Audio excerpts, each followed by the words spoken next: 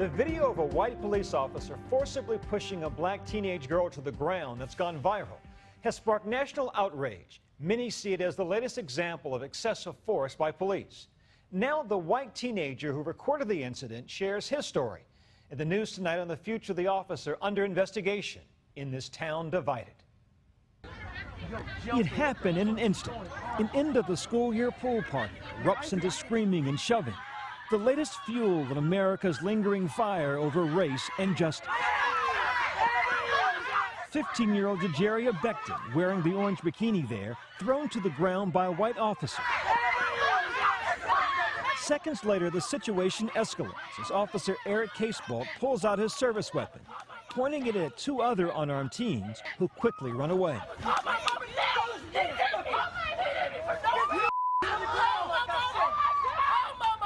And then he returns to that girl in the bikini bathing suit, pinning her to the ground, both knees buried in her back. Hey, y'all. This video went viral in hours, now seen by almost 10 million, and the outrage has come pouring in from The View. White kids, black kids, no kids. Nobody should be treated like that. Nobody should be manhandled like that. I'm sorry, you know? To Fox News. Yeah, there's no doubt about that. If you obey the police, it doesn't usually happen. No laws, no peace. Supporters of the police department voicing their feelings. I think he did what he thought he had to do to control the situation. What do we want? Justice! When do we want it? Now! While other members of the community marched in support of the teens.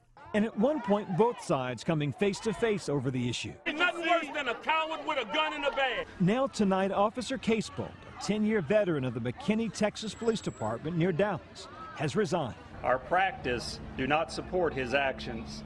He came into the call out of control, and as the video shows, was out of control during the incident. The whole key is de-escalate situations. You, the police, don't want to become part of the problem. And that's what it appears to me happened in McKinney, Texas. The police actually became part of the problem. It all started last Friday after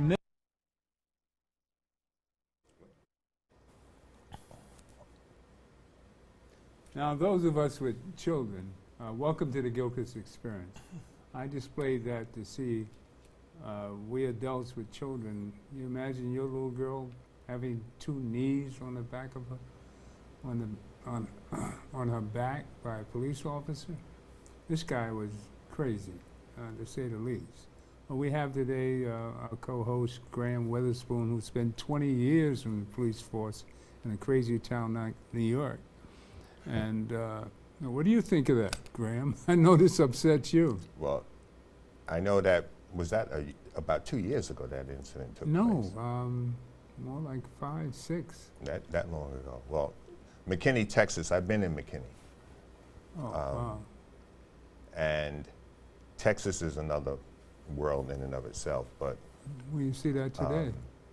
that incident, you go into a pool party, I don't know what the call was to respond to, but you got kids in bathing suits. Mm-hmm. Why do you have a girl in a bathing suit on the ground? She doesn't have a weapon, she hasn't attacked you. What is going on? And as the gentleman said in that clip, you cannot add to the situation. Yeah. You cannot escalate the situation. We talked about this last week. Yeah. You come into a situation to diffuse the situation, not to make it worse than what it was when you arrived. And yes, one thing, kids can act unruly, you know, especially young ladies. They think they can take it to beyond what boys can do. Mm-hmm. And they do that generally. I think she said something smart aleck to the officer as she's walking away. Yeah, but the thing is that people can talk and say what they want to say. Yeah. That is not going to cause you any harm. It's not going to cause you any physical harm. You let it go.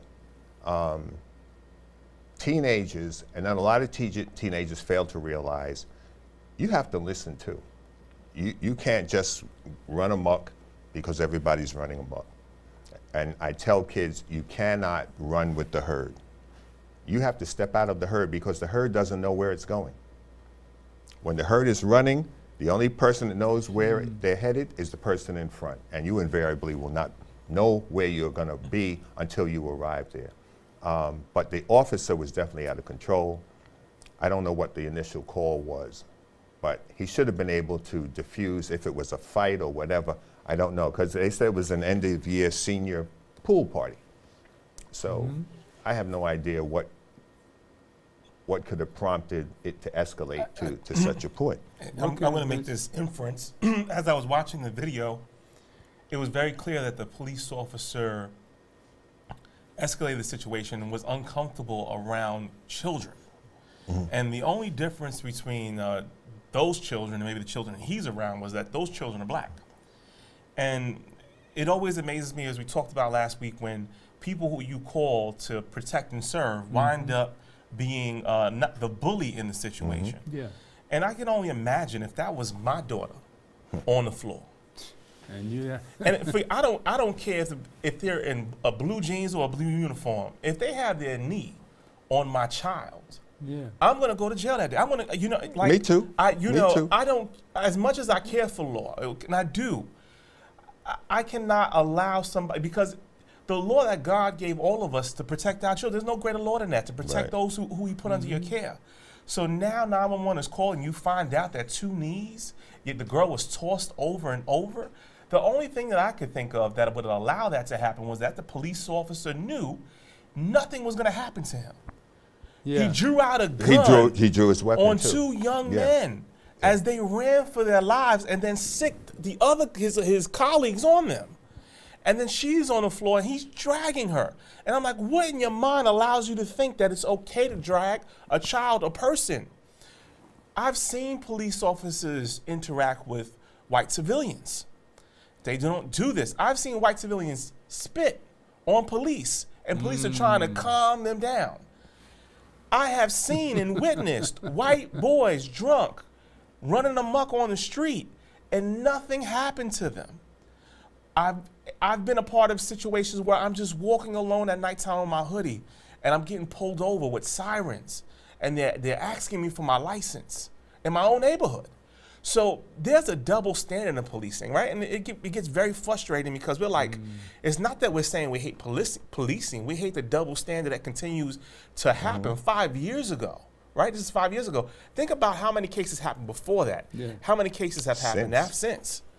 So it is imperative, as we continue to say, to call for qualified immunity to go away, right? Because I think that's the only way. If they know that they're going to get sued, if they're going to lose their house, if when they come home, their wife is going to slap them up for losing their job, that they will make a different decision. Also, the district attorneys in these counties are not doing their jobs. Because they want to get elected again, because policing is a situation where they don't want to lose constituents. And many times the DA is part of the problem, because the DA is not going to prosecute. They're not going to put a case in front of a grand jury, or they'll do such a presentation that the grand jury comes back and says no true bill, which means no indictment. We even had that problem in Brooklyn with Charles Hines, which led up to the murder of Amadou Diallo. A cop murdered a kid in the 75th precinct. He was transferred to the street crime unit, and then 15 months later, he murdered Amadou Diallo. And the DA in Brooklyn, Charles Hines, did nothing on that case until after Amadou was killed. Well, that happens in many cases. We have Julian on Zoom. He's out there. He's a law student. What do you think about this, Julian? Welcome home, buddy. Senator Hemmings? Julian, can we get him on? Is he available? Can you hear me? Yes. Julian? Oh, yeah, we can hear you, Julian. Good. All right, just making sure, guys. So, I mean, this is obviously wrong, right? It appears that when it comes to black bodies, there is no such thing as due process. And if the little girl was wearing anything other than a swimsuit, they might have said that they thought that she had a gun on her. And so I don't know what threat they thought a little girl could do to a grown police officer with weapons and padding. But, that's obviously what they constantly do. And, you know, the courts, the law, and everyone just reasons their way through it. And it's obvious that when it comes to black people, there's no such thing as due process. They can do whatever they want at any time. Basically, they can kick our butts and ask questions later. Well, we have a lot to go over. I want to go over a particular case. This is item 3, Sandra Bland. Here's where we have profiling again. And she had a Chicago license plate coming down for a new job. She went to school in Texas. Mind you, we're talking about Texas again. And she didn't talk to this officer properly. I mean, when you talk to these crackers, you have to treat them like the idiots that they are. These people are not, they're white supremacists for one. So putting a badge on them makes them even more superior. So any slight out of the way disrespect, which could be anything, she should have said, "What'd you say, honey?" And she might have gotten away with whatever she had done. That's what they need. You got to nurture them and treat them like they're children. But this is not the case here. This woman's an activist, and she spoke up for herself. Now let's watch item 3, and I want your critique after this one. You play item 3 for us? Sandra Bland, 2015.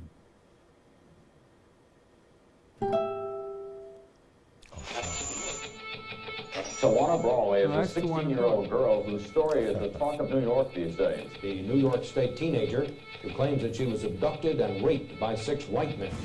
In the late 1980s, Tawana Brawley became a household name as her horrific stories spread across the nation. She had KKK written across her chest and nigger.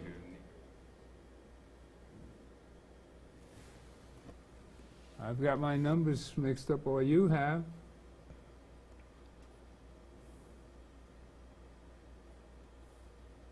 That was 3? I've got 3 here, and it says Sandra Bland. 2, 3.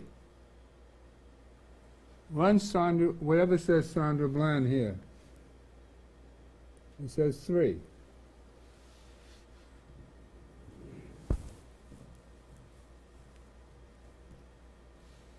Now, NBC5 investigates. Tomorrow, February 7th, would have been Sandra Bland's 36th birthday. 8 years ago, the Naperville woman was found dead in a Texas jail cell after a state trooper had pulled her over in a traffic stop. Now, before she died, she had posted several videos online in which she challenged white people to understand the racial profiling she saw. And now our investigative team can prove that Sandra Bland was right. Christian Farr explains. She was just brave to be 28, my little sister. Shantae Needham will never forget her younger sister. Good morning, my beautiful kings and queens. Sandra Bland. She was a great cook. She loved to cook for us. She loved her nieces and her nephews. She loved her sisters too, but she really focused on the younger generation. But on July 10th, 2015, Sandra Bland's life turned into a headline. Step out of the car. No, you don't have the right. Step out of the car. You do not have the right to do that. I do have the right. Now step out or I will remove you. A police traffic stop on a Texas road would land her in jail. 3 days later, Bland's sister and the rest of her family would receive a call that changed their lives forever. And I was feeling like something wasn't right. I knew something wasn't right. And then Monday we get the call that she was no longer here. Police said Bland had been found hanging in her jail cell. Her death was ruled as suicide. Get out! Wow. Now! Wow. Get out of the car! For a failure to signal. You doing all of this for Get over there! How Bland was treated during that failure to signal traffic stop by now former Texas State Trooper Brian Encenia was put under a microscope. What you may see as just somebody doing their job, we see the undertones of that. We've been trained to see them because we live them every day. Sandra Bland's own words just months before her death seemed eerily prophetic for black motorists and their sometimes tragic interactions with police. And in fact, NBC5 Investigates has found that the numbers back her words up. What happened to you?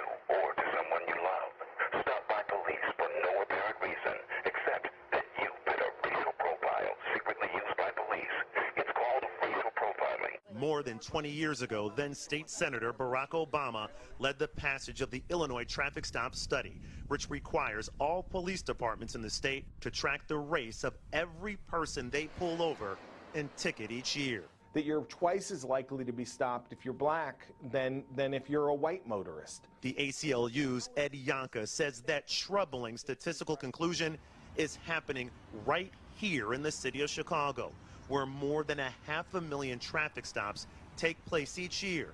But it's not just in the city. We found that before Sandra Bland died, she had been pulled over 6 times by police in the Chicago suburbs, and almost every police department at that time pulled over minority drivers at a higher rate than white drivers. It's sad that we have to live in a world like that, where the color of our skin determines how we be treated. NBC5 Investigates analyzed these yearly traffic stop reports for the individual jurisdictions and years when Bland was stopped. 5 out of 6 times that the police department's own numbers show they were pulling over minority drivers anywhere from 30% more often all the way up to 55% more often than white people.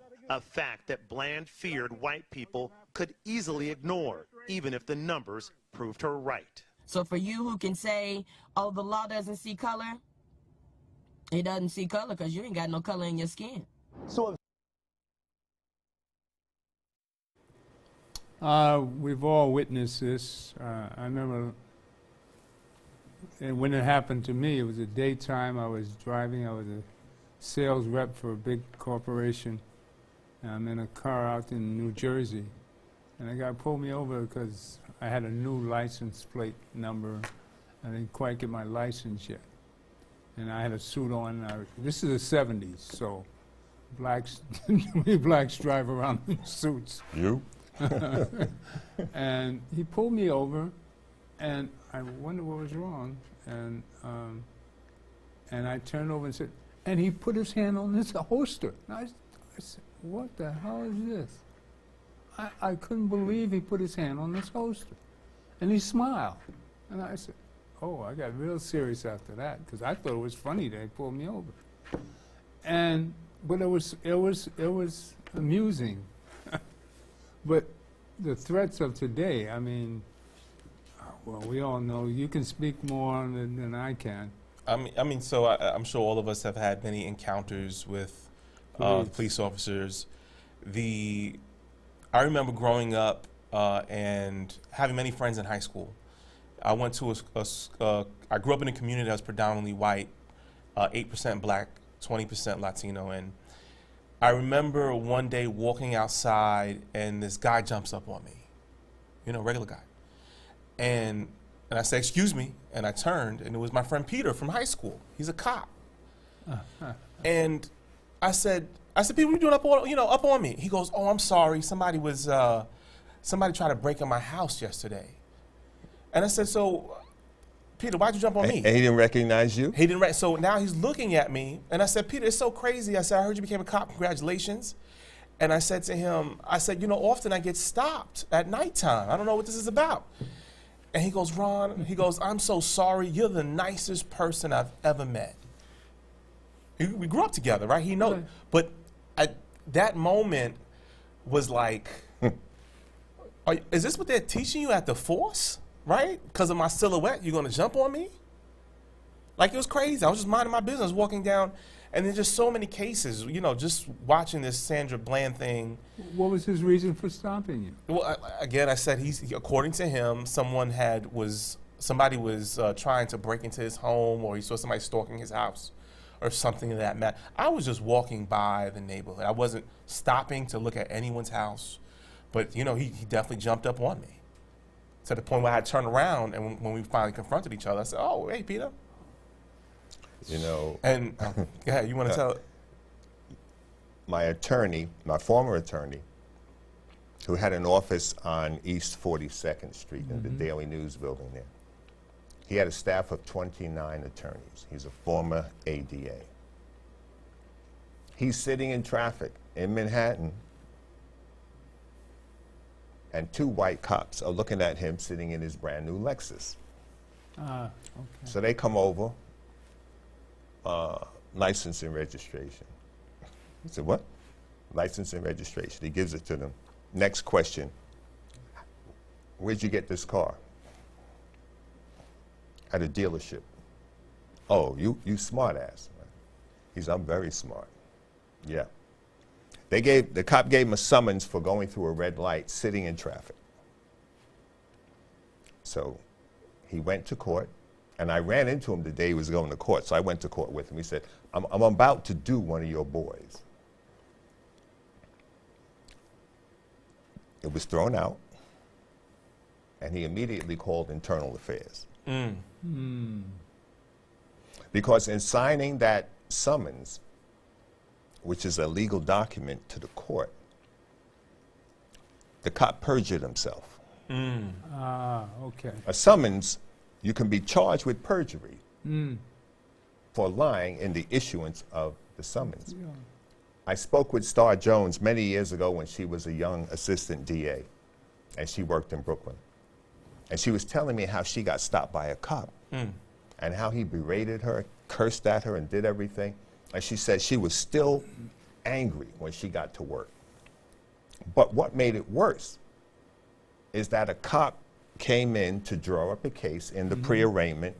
It was the same cop who came and sat at her desk to draw up the case for an arrest he made.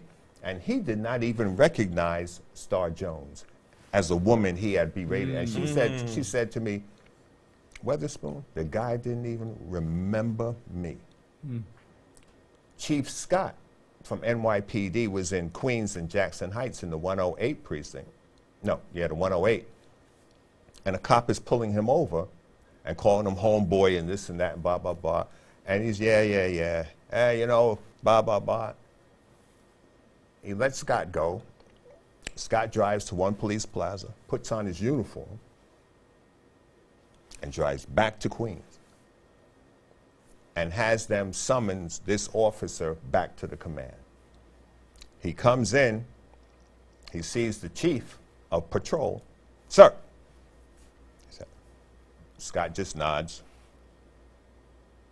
And he goes to the desk. Yeah, Lou, you called me. He says, the chief wants to see you. He's like, yeah, chief, what is it? It's me. He said, chief said, it's me, homeboy, because that's what he was calling him, homeboy. It's me, homeboy. And he said he went, you know, the blood drained out of his face. He said, go get your stuff out of your locker and come back here. But the thing is that the everyday person cannot expedite a matter like that so quickly. And the theory is that most cops get killed making car stops. What about Sandra Bland? What happened there? Julian, you have any comments on what she legally should have done, or what she? Yeah, I mean, Graham tells the good can you hear me? stories. Yeah, we can hear you. People that know the system. Yeah, I mean, look, in regards to Sandra Bland, you know, whether or not, I think the big question is, I mean, did she kill herself, right? And I think people need to recognize that Black women are the most underdiagnosed group when it comes to depression. And even if she did or did not kill herself is kind of irrelevant to the question. The police officer slammed her head into the ground, told the officer that she was epileptic, and you can hear from the dash cam recording him saying good. Yeah. That the level of or the lack of humanity placed upon that woman is incredible. And it's a reflection of the way people of color, Black people, Black women especially, are sort of made accustomed to being violated, beat upon. And, you know, that's why that officer did it, because the officer is representation, a physical manifestation of the spiritual, intellectual, and reality that black people must encounter, that black women must encounter to live in America, which is the fact that their bodies aren't respected. The way that he manhandled her, black women that have been in this country have been manhandled for centuries in the same way and violated the same way. So whether or not she killed herself is irrelevant. Even if she did kill herself, it was a reflection of the way the system treated her body. Yeah. Wow. Well, you know, she was scheduled to go. She had a new job. She was supposed to be on that Monday. So you can imagine the depression that came about because she had counted on the job. She had a new job. She was supposed to be there Monday morning. Here she was in prison, in a prison cell over the weekend. And I think she needed a certain, I forgot how much money it was, she needed to bail herself out. And she couldn't get the money in time. But so she had to be depressed.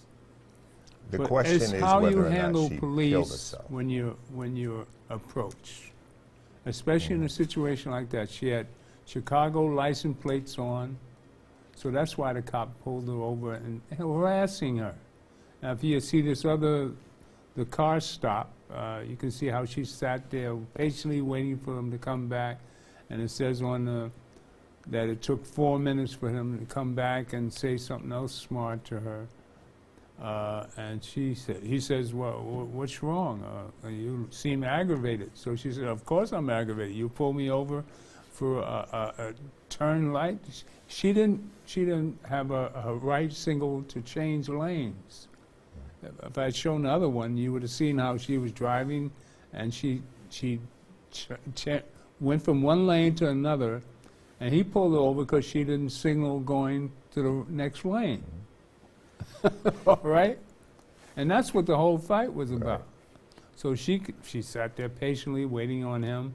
So he aggravated her more, even more. I should have shown that piece initially. But she was aggravated, and she knew. I thought she knew the situation, and should have treated him like you know, men need that sort of butter coating, or say something nice to the guy since you know you're dealing with a man needs some, because she knew she was being harassed, and she overreacted. You don't go there with these cops. They're looking to provoke the situation. Of course. So they can say that, well, we went from this to that, and you did this, and I had to respond with that. You have to, this is a game of psychology that people keep losing. It's a psych game.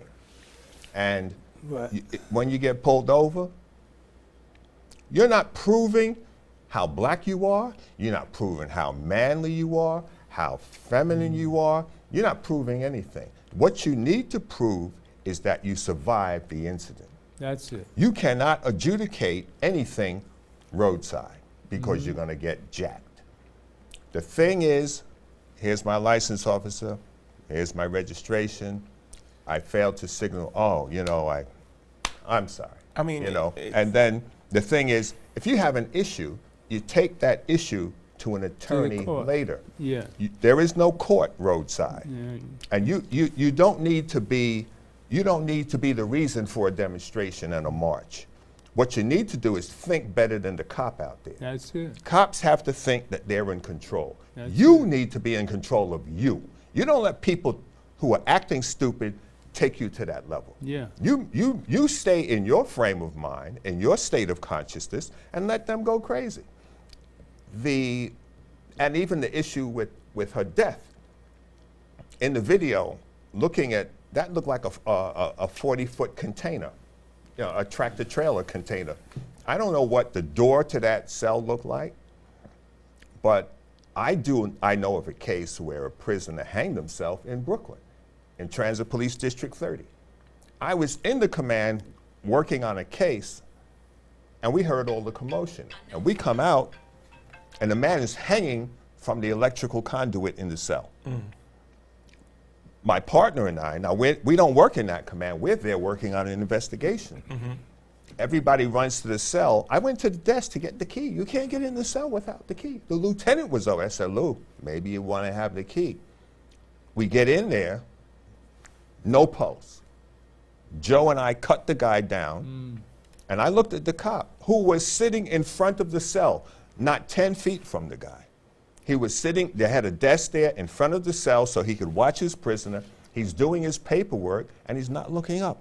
The guy took the laces out of his airborne jump boots and hanged himself from the electrical conduit.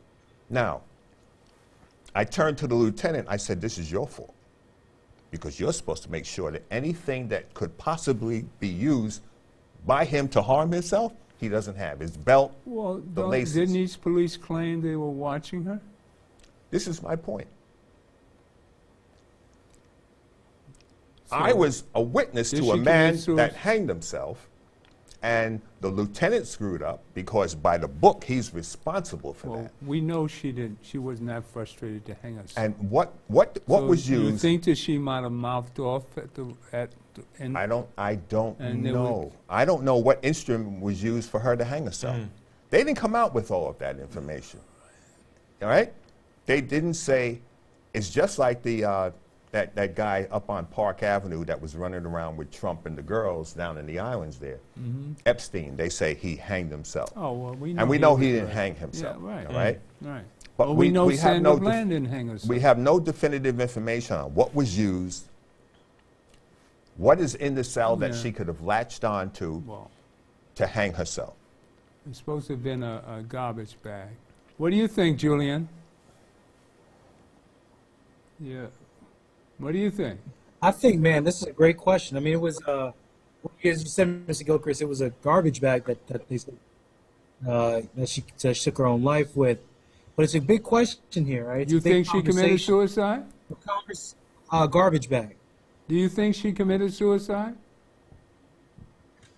I don't know if it's relevant, right? Because I mean, I don't know if not. I can't answer it either way. How big is the but garbage I think can? I think it's a question that's important to ask because it's one that's backed upon a notion that we are living amongst predators. So anytime we die in this system, we wonder, especially for the high profile people who pass on or the high profile deaths, we're always wondering if it was as the system said the people died. There's a deep mistrust that we have in regards to our bodies and the lives that we lose and whether or not people were actually, they died of natural causes, they committed suicide, or they even murdered. It's this idea that we as people are living in a foreign and hostile environment, even though we were born in this country. As said previously, when it comes to black bodies that are American, there is no such thing as due process. Black people, black Americans, are being tortured within the system of mass incarceration. American citizens are encountering torture, are being tortured constantly. Rikers Island is not much different in terms of its conditions from Guantanamo Bay. And that's all by design. I just want to say something here. Black people, whether they're 13, 12, 11, 10, 63, 64, 65, 89, 90, 91, 92, are people that have to understand, which is a horrible thing. We have to grow up understanding almost a military tactic of how to deal with invaders for people who are labeled as those that should want to protect us. That's a crazy reality, but it's one that's not crazy to us because it's everything that we've ever known. But if you think about it, imagine going home and in your home is your worst enemy that can kill you at any moment. You got to do everything you can to guard against your enemy. Well, at a certain point, if you sneeze too loud, your enemy might take your life. So there's no such thing as protecting yourself. It's a terrifying reality, man. We're people that have undergone and are still living through a system of abuse, of warfare, of psychological violation, in a system that's called legal. Well, that depends upon who writes the law. That's right. Well, they write the law. From Sandra Bland, I want to go to one other before we run out of time. Tawana Brawley is an old case. A more recent one is Breonna Taylor, item 4. Now, this woman was killed in a bedroom, and this is pathetic, man. And what did she do? She was MS. She was an EMT. EMT, and she's saving lives. One of the good ones. And she was. The situation was they were after a drug dealer and they had the wrong apartment. The drug dealer was her ex-boyfriend. The drug dealer was her ex-boyfriend, and they were in the wrong apartment. Yeah, they came to her house, and he didn't live there. Right. Well, let's see the item, and we'll come back to you. To those of you. A botched raid. An officer down. A 26-year-old woman shot dead by police. Is the alert able to talk to you? No, free. Her name, Breonna Taylor. So what happened? It's just after midnight on March 13th, 2020, and officers with the Louisville Metro Police Department pull into this apartment complex in Louisville, Kentucky. They're here to execute a search warrant in a narcotics investigation. Their target is apartment 4, where Breonna Taylor lives. She helped save lives as an emergency room technician. 2020 was going to be her year. She felt like 2020 was definitely going to be her year because she was able, everything went the way she wanted it to go. Being able to get her car, being able to start getting enrolled for school, being able to just get her foot out the door again. To be able to get a new beginning. 911 operator Harris, where's your emergency? I don't know what's happening. Somebody kicked in the door inside my girlfriend. Minutes after the raid begins, Breonna Taylor will be dead. Months later, her name has become a rallying cry at protests across the country. Celebrities, athletes, and politicians have called for the officers involved to be held accountable. Say her name! Breonna Taylor. Breonna Taylor. Breonna Taylor. Breonna Taylor. Breonna Taylor's life matters. But authorities have released little information about what happened that night. Some news reports and social media posts have said that police went to the wrong apartment, that Breonna Taylor was asleep when she was shot, that it was a no-knock raid. None of that is true. NBC News pulled together audio, video, documents, and interviews to get a fuller picture of what did happen that March night. 911 operator Harris, where's I don't know what's going on, but we need help. A lot of gunshots. To try to understand why police were there to begin with, and how this 26-year-old woman was killed in her own home.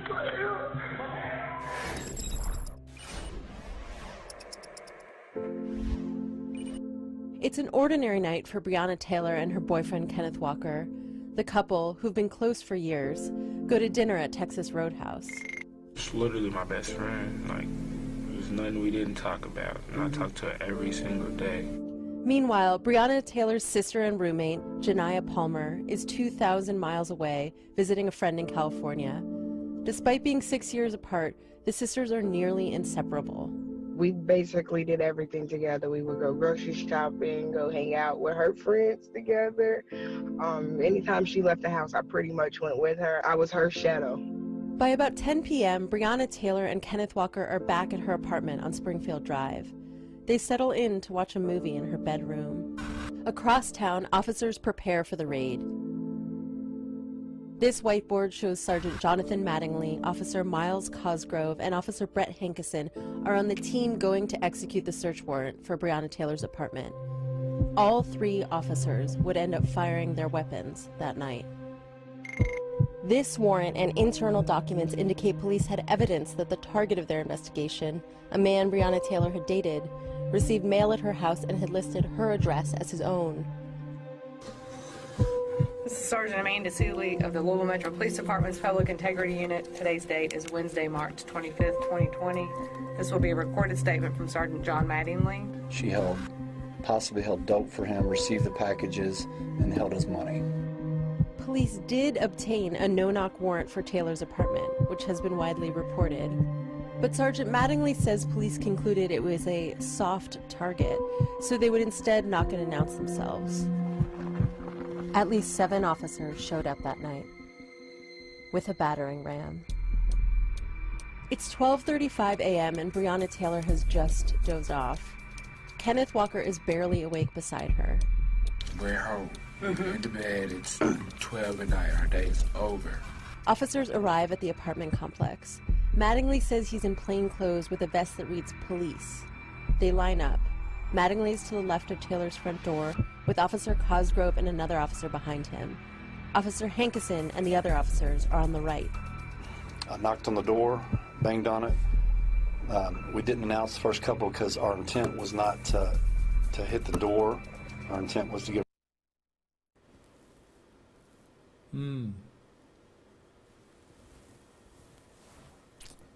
And you're an officer. How would you approach that? You know the scenario. I've executed no-knock warrant. I've done it. Well, how about this situation here? First of all, I think his name was Mattingly, the sergeant. Yeah.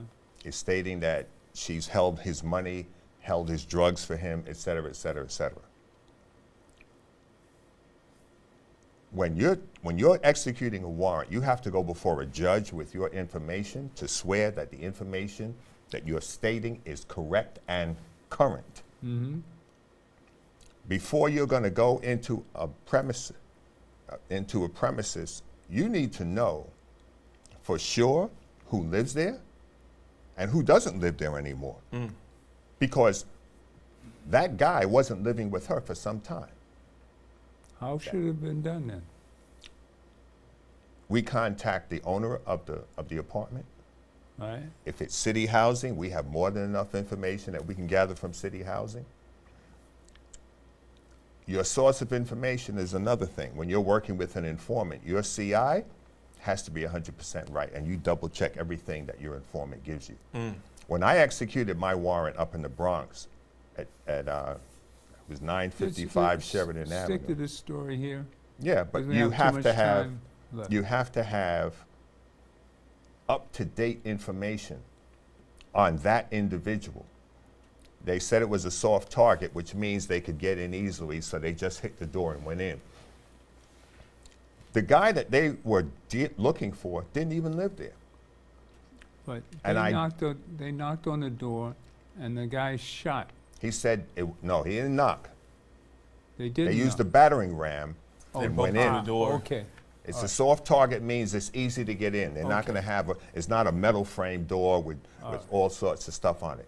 So there's busting in the door, and the guy thought they were robbers and shot one of the cops. He fired, all right, and they returned fire. And then you had fire coming into the apartment from the exterior. You had a cop outside shooting. What are you shooting at inside an apartment when you can't see in the dark? Oh, that's the one that got... Yes. He was outside. Oh, all right. Okay. So what is your target that you're firing into a darkened bedroom? What do you expect to hit? And his bullet went into the neighbor's apartment, and they charged him for the recklessness. And he's the only one that got fired. Right, because it was a white couple that lived in that apartment. Okay. All right. All right? But the guy didn't live there anymore. And here's the kicker. After the incident, they were trying to get the drug dealer to go along with a story they were making up to cover their behinds, which is the same thing the cops were doing in the Bronx after they murdered Amadou Diallo. They took his cousin to the precinct asking him who were his enemies. Is there anybody that might have wanted to kill him, blah, blah, blah. And if he said Reverend Sharpton, they would have been trying to stick it on Reverend Sharpton. This is a pattern It's a pattern that runs through policing. When they screw up, and that's why there is no community that's willing to accept what the police says, because when they screw up, they will not admit that they screwed up. There was a Sergeant Brown who was shot by a fellow officer executing a warrant in Brooklyn. He was shot by the cop behind him, and they said that the drug dealer is the one that shot him, and they killed the drug dealer in the process. Julian, what's your analysis of this? What should have happened to the cops? As a law student. He's we can't hear you, Jul. We can't hear Julian. Microphone. We can't hear him. Oh my gosh. There you go. Hey, we got there you go. Can you hear me? Yeah. Now. All right. I had to text the motherboard. There is no such thing as due process when it comes to black bodies. And I'm just going to keep saying it. This woman was shot 6 times from the autopsy report. Was it 6 times? She was shot. Yeah, that's what it says in the autopsy report. Now, and I want to, if it's okay, if I could just read it really quickly. So she had 2 gunshot wounds to her torso, one of which there was only one fatal bullet that got her, and it was the one that hit her main pulmonary artery, as well as a wound in her upper left arm, her left thigh, her right foot. And I want to read this so you guys can really understand like how disgusting this is. Her right foot, and there was a slight deformed orange and gray metal projectile in her right heel. This was on or near like 1 a.m., right? This was during the pandemic. She was either an EMT already or she was studying to become an EMT, but I know she was a hospital technician. Yeah. So she was working and trying to make sure that she was doing the right thing. And I want you guys to just imagine that you're in your home. You're going to bed, you're trying to get ready for work. And cops don't even knock on your door. They slam your door open, and while you're either in your bed or in the hallway walking around your personal home, you get shot at. You do nothing wrong. You're just getting ready for another day to go to work. You're in the bed sleep.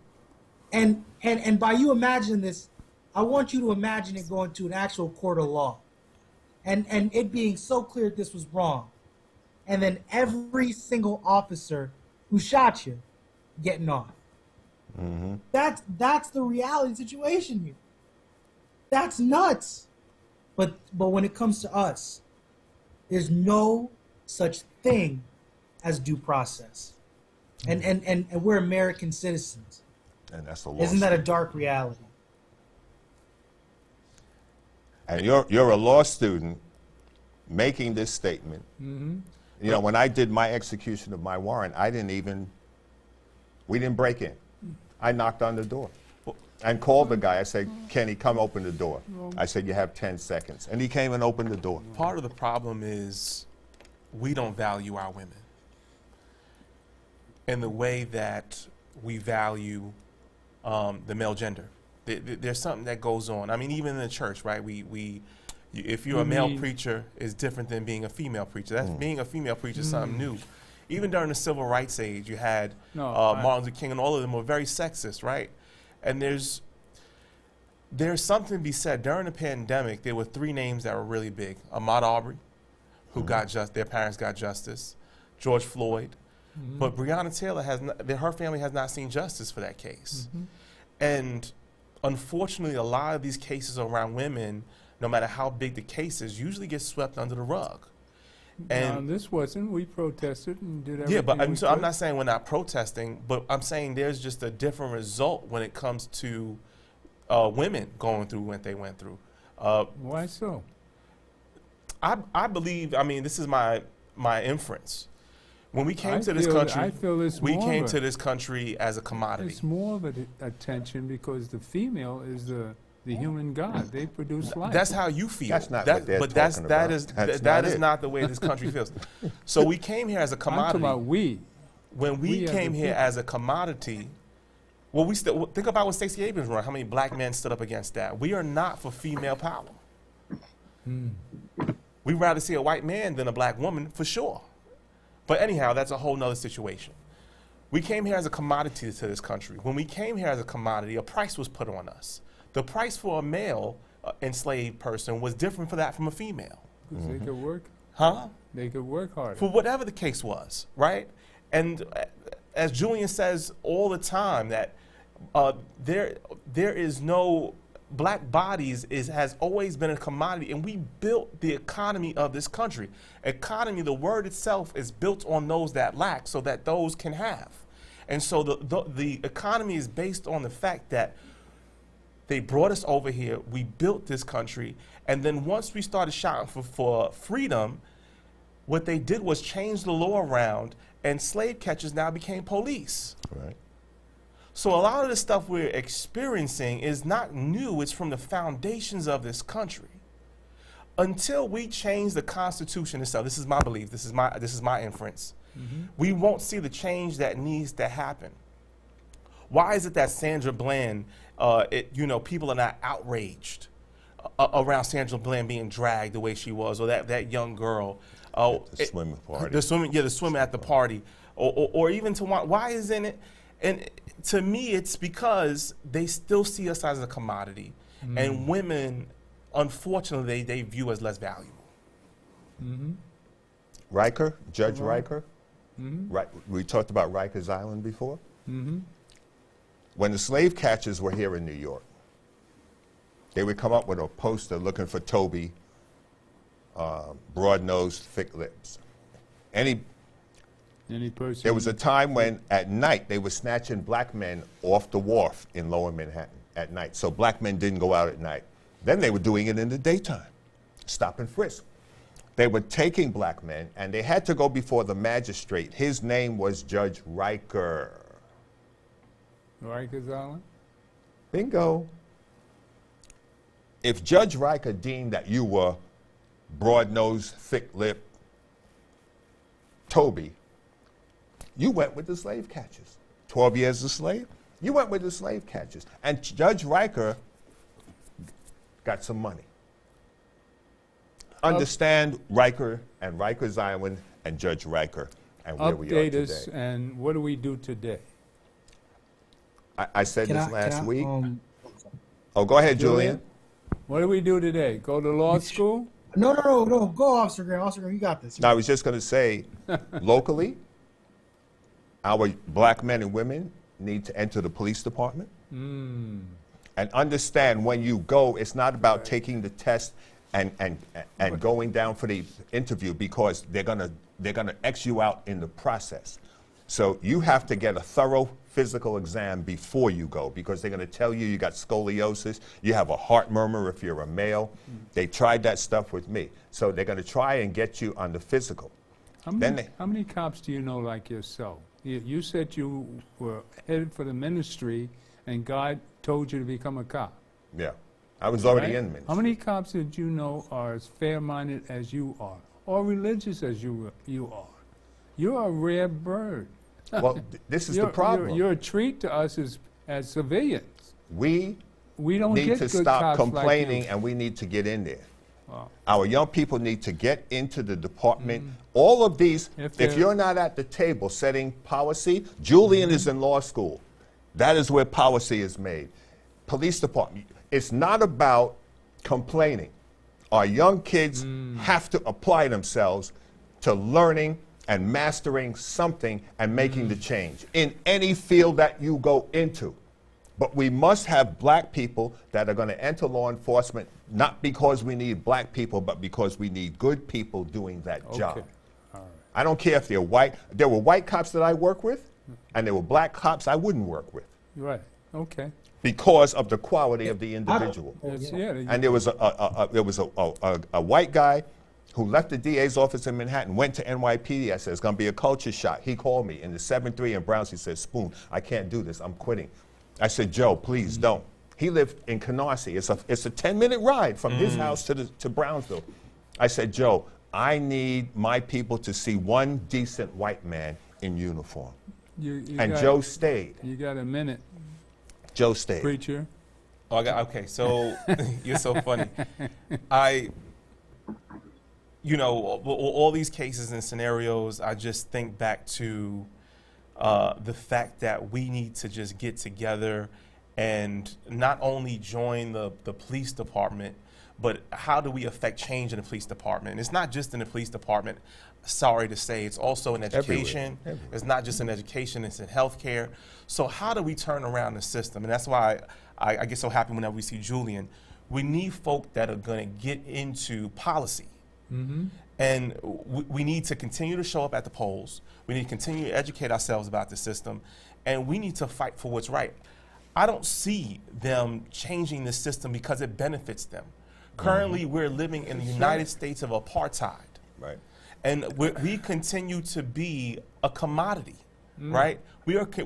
They may not say that we're 3/5 of a person, but they continue to treat us as that. So what is it that needs to happen? What needs to happen is we need to come together as a community. We need to interject spirituality. We need to learn policy. And we need to figure out what is our strategy in the education world? So what is our strategy in the police department? A lot of times I see people of color get into these positions and be as bad as a slave master. Oh, yeah. Julian, you got 30 seconds. Everything you do as a person in a system like this, you got to think to yourself, how can I use my position to create, develop, and to possess power? Right. You need to think about getting into a religious space, a legal space, a healthcare space, whatever space you do everything you can to acquire and know how to utilize power. And understand when you're in these spaces, people will elbow you in your mouth so that you stop. But do not stop. Always fight and seek power. Don't be ashamed of it. They are not. That's what they do. They lobby for their interests. Go for have a power perspective, because with that you can make a change. And with that, the music starts playing. We have to say, the God in me loves the God in you, and stay tuned for more of the Gilchrist Experience. This has been a treat, and hey, power to the people, and power to us that we make the right choices. Vote. Keep the faith. Every system has a negative impact upon black people. Every system. So I'm just going to run a few minutes of Tawana Brawley. 1987, this happened.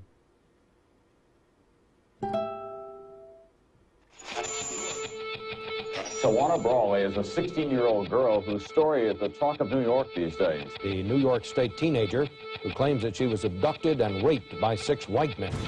In the late 1980s, Tawana Brawley became a household name as her horrific stories spread across the nation. She had KKK written across her chest and nigger across her stomach. Leading to widespread outrage. We're going to expose the facts in these crimes that you do against black people. And intense soul-searching about race in America. Let Miss Brawley represent what we're not going to stand for as parents, as Americans, and as human beings. But how did investigators discover the truth behind the Brawley rape, and what is its legacy today? I think that the lessons of Brawley is very instructive for me and others, but I think that people want to cut off the lessons where they want.